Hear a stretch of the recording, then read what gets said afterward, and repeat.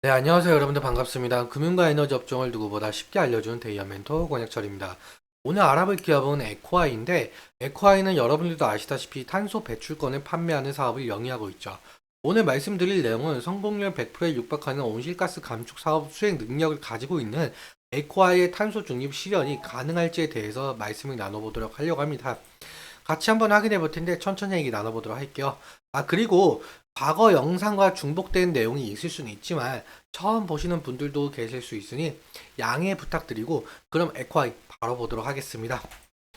에코아이는 주주 여러분들도 아시다시피 2005년에 온실가스 감축 사업 시장에 진출해서 수익성 높은 사업 대상지를 미리 선점을 하였는데요. 사실 이 온실가스는 지구온난화 현상의 상당수 차지하고 있는 원인이죠. 그래서 이 온실가스 감축은 인류 생존을 위한 필수 과제인데 온실가스 감축 실천을 위해 파리 협정까지 채택이 되었죠. 이 협정 과정에서 탄소 배출을 통제하기 위해 탄소 배출권이라는 것이 등장했는데 탄소 배출권은 여러분들 아시다시피 기업이 일정 기간 동안 일정량의 온실가스를 배출할 수 있는 권리죠. 이 탄소 배출권은 규제적 시장과 자발적 시장으로 나뉘게 되는데 먼저 규제적 시장은 탄소 배출권은 여기서 또 나뉘게 됩니다. 할당과 상쇄로. 할당 배출은 정부가 탄소 배출 규제를 받는 기업에 그냥 배정한 할당량이고 상쇄 배출권은 온실가스 감축 사업을 이행하고 유엔으로 인정받아 발행된 탄소 배출권이죠.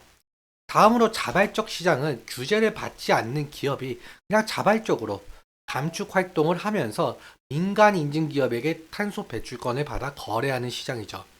에코아이는 이 온실가스 감축 사업 특화 컨설팅 전문 기업인데 에코아이 사업 분야별 매출 비중을 보시면은 먼저 여기서 온실가스 감축 사업 쿡스토브부터 먼저 살펴보도록 할게요.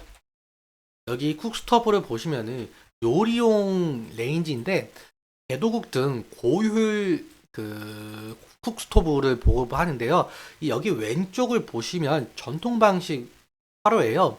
음식을 조리할 때 뭐 나무나 뭐 이런 것들을 사용을 해가지고 나무를 태울 때 나오는 연기가 상당하거든요.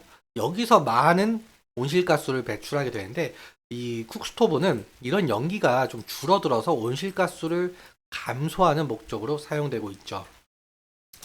이 PNG 누출 방지는 뭐 말 그대로 가스파이프에서 누출되는 메탄가스를 감지하여 수리하는 것이고 여기 LED 교체는 당연히 백열등을 LED 교체하여 전력 사용량 감소 목적.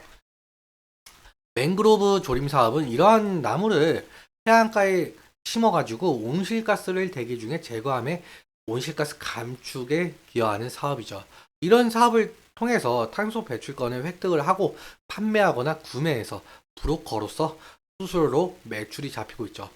그런데 이러한 사업들 솔직히 진입 장벽이 상당히 낮아 보이기도 하거든요. 그런데 사실 이게 준비 단계부터 탄소 배출권으로 전환까지 과정이 상당히 복잡해서 산업 특성상 후발주자들이 높은 진입 장벽이 존재해요. 이게 온실가스 감축 사업 진행할 지역을 발굴하고 또 그 지역을 특성을 알아야 하고 또 유엔에게 등록을 하고 시범 사업이 진행되고 시범 사업이 본 사업으로 전환되고 이 모든 과정을 검증이 완료가 돼야 탄소 배출권을 발급을 받죠. 보통 4에서 6년 정도 걸리는데 이 에코아이는 이미 2005년부터 이 시장이 발을 들였으니 후발주자가 만약에 들어와도 에코아이에게는 상당히 유리한 지점이죠.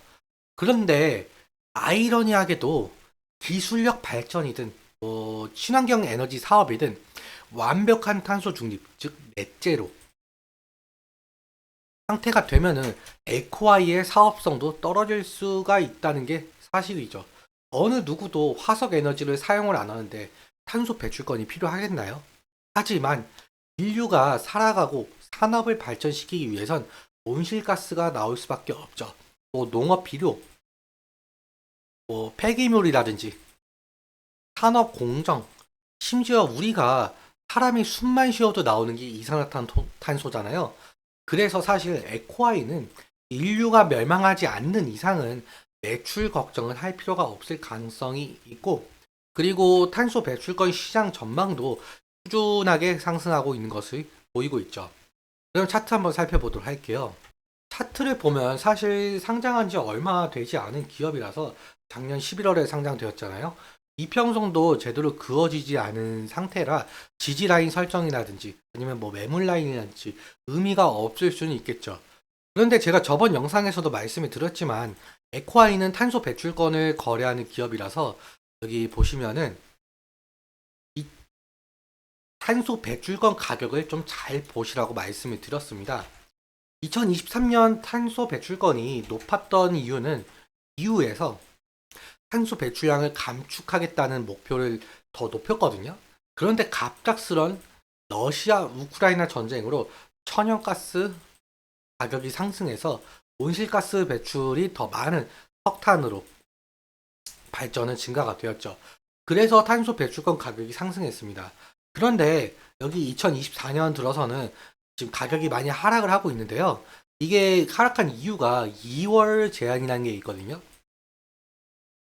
이 2월 제한은 기업들이 이 탄소 배출권을 사재기하는 것을 좀 막기 위해서 도입된 제도인데, 그러니까 쉽게 예를 들어보자면 우리가 휴대폰 있잖아요. 휴대폰 데이터를 만약에 10기가짜리를 쓰고 있다라고 해볼게요. 그런데 우리가 이 한 달 동안 5기가밖에 안 썼잖아요. 그런데 다음 달에 바로 15기가로 늘어나는 건 아니잖아요. 배출권도 마찬가지긴 하지만 이거는 매도를 할 수가 있습니다. 그래서 많은 기업들이 매도를 해서 많은 물량이 풀려 공급이 넘쳐 하락을 진행을 하고 있죠. 이는 보통 연말이나 연초에 나타나는 현상인데, 아무튼 에코아이는 탄소 배출권의 영향을 많이 받는다라고 할 수가 있겠습니다. 그리고 어제 여기 신저가를 찍은 것으로 보이고 있는데, 이 신저가를 다시 이탈을 하는지 아니면 지지를 받는지가 상당히 중요한 지점이라고 볼 수가 있을 것 같습니다. 오늘 말씀드린 부분 중에서 제 개인적인 견해가 있을 수 있게 여러분들의 주관적인 견해와 함께 투자를 하여 현명한 선택하셨으면 좋겠습니다. 오늘도 시청해주셔서 너무 감사하고 지금까지 멘토 권혁철이었습니다. 감사합니다.